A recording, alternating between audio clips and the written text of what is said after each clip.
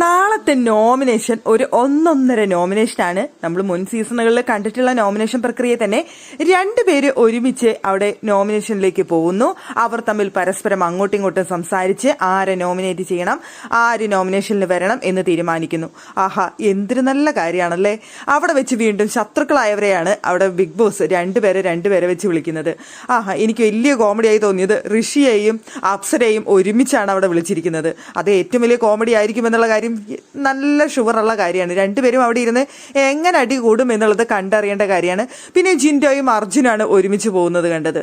എന്തായാലും അടിപൊളി നോമിനേഷനാണ് വരുന്നത്. ഇവർ തമ്മിലുള്ള ശത്രുത ഒന്നും കൂടി വർദ്ധിപ്പിക്കാനായിട്ട് എന്തായാലും 10ാം ആഴ്ചയല്ലേ, 10ാം ആഴ്ചയിലെ നോമിനേഷൻ അങ്ങനെ വെറുതെ ഒരു നോമിനേഷൻ ആവണ്ട എന്ന് ബിഗ് ബോസ് കരുതി കാണും.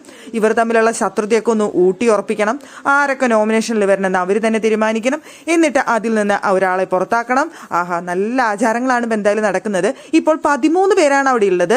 അതിൽ ഒരാൾ നന്ദന ക്യാപ്റ്റനാണ്. അപ്പോൾ നന്ദന എന്തായാലും സേവ് ആവും എന്നുള്ള കാര്യം ഷുവറാണ്. ബാക്കി 12 പേര്. അപ്പോൾ ഒരു 6 പേര് ഇതായിട്ട് 6 പേര് വരും. അപ്പോൾ ഒരു 6 പേരായിരിക്കും നോമിനേഷനിൽ വരുന്നത്. 12 പേരിൽ 2 പേര് വെച്ച് പോകുമ്പോൾ 6 ട്രിപ്പായിരിക്കും പോകുന്നുണ്ടായിരിക്കുക. ഈ 6 ട്രിപ്പിൽ അപ്പോൾ 6 പേര് നോമിനേഷനിൽ വരും. അവിടെ പറയുന്നുണ്ട് നന്ദനയ്ക്ക്, ക്യാപ്റ്റനായ നന്ദനയ്ക്ക് ഒരാളെ സേവ് ചെയ്യാം എന്ന് പറയുന്നുണ്ട്. അങ്ങനെ ഒരാളെ സേവ് ചെയ്യുകയാണെന്നുണ്ടെങ്കിൽ 5 പേരെ നോമിനേഷനിൽ വരുള്ളൂ. നല്ല ടൈറ്റ് നോമിനേഷൻ ആയിരിക്കും എന്നുള്ള കാര്യം ഷുവറാണ്.